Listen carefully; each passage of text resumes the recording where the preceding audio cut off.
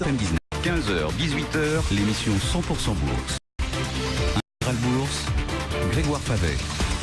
L'analyse des marchés par Morningstar. Chaque lundi après-midi pour commencer Intégral Bourse, c'est le directeur général de Morningstar en France qui est avec nous, Jean-François Bay. Bonjour Jean-François. Oui, bonjour Grégoire. Merci d'être avec nous. On a deux régimes de marché différents là entre les États-Unis et l'Europe. Les États-Unis, on l'a vu encore sur la séance de vendredi, on a décidé de se concentrer sur les bonnes nouvelles macroéconomiques. On a plutôt voulu acheter ces bonnes nouvelles macro, notamment sur le front de l'emploi. En Europe, on est déçu par la macro, on est déçu par la Banque Centrale Européenne. Oui, on vient de clôturer un trimestre et donc c'est toujours intéressant de faire un bilan justement sur les performances du trimestre. On a perdu l'ensemble de la surperformance depuis le début de l'année sur le trimestre. Le découplage s'est vraiment mis en œuvre sur ce trimestre juillet. Septembre, à la fois il y a eu un retournement sur les collectes, il y a une très forte décollecte sur les actions européennes et sur les actifs risqués, le crédit notamment, et on a eu ces contre-performances sur l'ensemble du marché européen, donc c'est de l'ordre de moins 4%, moins 5% sur un seul trimestre, alors que les États-Unis sont plutôt à la hausse sur ce trimestre, avec je dirais en ligne de mire un indice comme le Nasdaq qui a vraiment eu des performances très, très intéressantes. Donc on se dit que c'est bizarre, le mois de juin, le découplage du mois de juin correspond précisément aux déclarations de Mario Draghi où il nous annonçait un plan d'intervention, une politique accommodante très très importante. Vu la baisse des taux, les interventions, donc le bilan en face pour pouvoir justement sauver la zone euro. Et bizarrement, les interventions, en fait, les discours et les justifications apportées par Mario Draghi étaient justement d'expliquer que j'interviens, je sors le bazooka, je vais vraiment avoir une politique ultra accommodante, exceptionnelle, extraordinaire, parce que justement la conjoncture est extraordinairement mauvaise. Et donc finalement, les marchés ont retenu cette nouvelle. Le message négatif, la conjoncture est pas bonne ? La conjoncture est pas bonne et effectivement c'est vérifié, j'allais dire jour après jour, semaine après semaine. Donc on a encore eu en France le déficit public qui finalement ne sera pas respecté, qui va même s'aggraver à 4,4%. Si on regarde la zone euro, on a une inflation qui patine et qui baisse sur des niveaux historiques à 0,3% en septembre. Les indicateurs PMI avancés en zone euro continuent à reculer, donc on a un plus bas sur 10 mois et j'allais dire la décélération touche les points bas qu'on a connus, le rythme qu'on a connu en 2009 ou en 2011. Pourquoi le marché n'achète pas ces mauvaises nouvelles entre guillemets alors que la BCE nous a dit qu'elle allait en faire plus à un moment et même aux États-Unis, les mauvaises nouvelles étaient vécues comme des bonnes nouvelles parce que ça impliquait une réaction du côté de la Banque centrale et une accommodation encore plus poussée de la Banque centrale. Là, pour l'Europe, ça fonctionne pas comme ça. Voilà, donc les marchés achètent, retiennent les mauvaises nouvelles, que la conjoncture se dégrade et c'est vérifié. Et d'un autre côté, ils n'achètent pas la politique de la BCE parce qu'ils considèrent que la politique la machine ne répond plus, c'est pas vraiment les bons outils pouvoir relancer la machine. Alors sur le crédit, sur la baisse des taux directeurs, on le voit passer de 0,25 à 0,15 à 0,10, même des taux légèrement négatifs, ça n'a rien changé. L'intervention sur le crédit et aider les banques à prêter, en fait, elle baisse, elle prête pas trop, le crédit est pas tellement relancé. Ouais.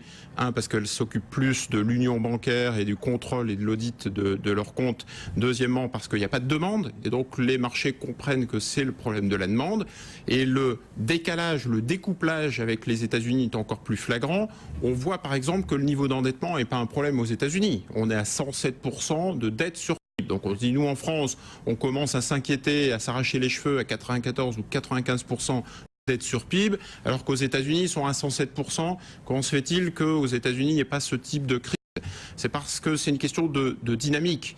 Les États-Unis sont en pleine croissance, le taux de chômage baisse, on est passé en dessous des 6%, on est au plus bas depuis 6 ans, donc on voit que la situation s'améliore depuis 6 ans, la conjonction politique budgétaire, politique monétaire fait son œuvre, le crédit à la consommation, par exemple, a augmenté de 22% en 3 ans aux États-Unis. Donc les ménages se remettent à consommer. Et donc c'est ce mouvement de la pale en fait de l'hélicoptère qui est absent en zone euro. Que faire pour relancer le crédit, la demande de crédit, l'investissement du côté des entreprises, du côté des ménages. Bon, la zone euro coincée effectivement avec une politique monétaire, si elle est accommodante, elle le sera sans doute encore plus à l'avenir, qui est limitée, on va dire, par des politiques budgétaires qui peut-être ne sont pas suffisamment en soutien. C'est d'ailleurs ce que déclare Mario Draghi à chaque fois depuis quelques mois maintenant. Aux États-Unis, on achète les bonnes nouvelles. Est-ce que ça va continuer comme ça? Est-ce que là, vraiment, une inversion qui s'est réalisée dans la tête, dans l'esprit des investisseurs? Ou est-ce que, attention, trop de bonnes nouvelles aux États-Unis, ça peut faire revenir un petit peu d'aversion au risque en raison des spéculations qu'on pourrait entretenir autour de la Réserve fédérale américaine et de sa normalisation de sa politique monétaire? Alors aujourd'hui, trop de bonnes nouvelles, c'est pas trop dangereux pour les actions. Les actionnaires sont plutôt contents puisqu'on anticipe, s'il y a une croissance durable auto-entretenue, c'est plutôt de bon augure pour les entreprises. La top line, peut-être que les entreprises américaines qui sont exportatrices, qui vont être impactées par la hausse du dollar, peuvent être revisitées, mais globalement, il n'y a pas trop de risque. Le risque de bulle, j'allais dire, est plutôt du côté du crédit. C'est là que la Fed regarde de près. On a vu quelques écartements sur les spreads la semaine dernière, donc récemment, mais ça reste encore relativement sous contrôle. Donc pour l'instant, on est encore dans une situation, j'allais dire, un peu idéale aux États-Unis. Encore des soutiens du côté de la BCE et encore, je dirais, un potentiel d'amélioration du côté des entreprises. À un moment donné, il va falloir que cet endettement public et cet endettement privé, l'endettement privé prenne le relais du public, et donc il y a forte chance qu'on voit une hausse des impôts, enfin un remboursement à un moment donné de cet endettement, hausse des impôts de la part de l'État, parce qu'ils ont une capacité d'augmenter les impôts sur les entreprises qui est de l'ordre de 35% qu'on a pu en France ou en Europe, et donc ça permettra justement de pouvoir, et puis les résultats des entreprises, et puis la consommation et la rentrée de TVA entre guillemets permettra de rembourser l'ensemble de cet endettement, et puis petit à petit un endettement du privé qui prendra le relais, je le disais, des ménages qui s'endettent, des entreprises qui investissent, permettra justement de prolonger cette croissance. Pour l'instant, ça se passe encore bien. La vraie question, c'est la zone euro, c'est-à-dire qu'on est un petit peu dans un corner, les marchés en tiennent compte, les taux longs allemands n'arrêtent pas de baisser, on est reparti sur des niveaux de 0,90, l'euro repasse à 1,25, c'est à la fois la hausse du dollar et à la fois la baisse de l'euro, et puis on voit l'or, le pétrole, enfin les matières premières qui sont pas très bien orientées.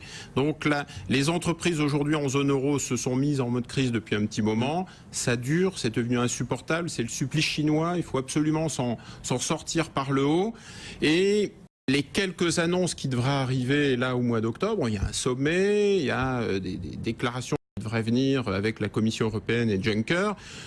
Il ne faut absolument pas qu'il y ait une déception. En fait. Il faut vraiment être à la hauteur des enjeux, sinon, on en a déjà parlé ensemble, il y a le risque de vrai décrochage par rapport aux anticipations, moins 10, moins 15% de décrochage, une perte de 2 points de PE, c'est fortement possible en Europe vu la situation. La balle est dans le camp des politiques, c'est très clairement ce qu'a fait comprendre Mario Draghi la semaine dernière. La BCE va se mettre en mode pause, on va attendre, regarder un petit peu l'effet des différentes mesures qui ont été annoncées et qui commencent à être mises en exécution du côté de la BCE. Quant aux gouvernants, c'est à eux désormais de faire leur part du travail. C'était le message de Mario Draghi. On va continuer d'en parler évidemment dans cette émission. Merci beaucoup Jean-François Bey, directeur général de Morningstar sur BFM Business. On est à un peu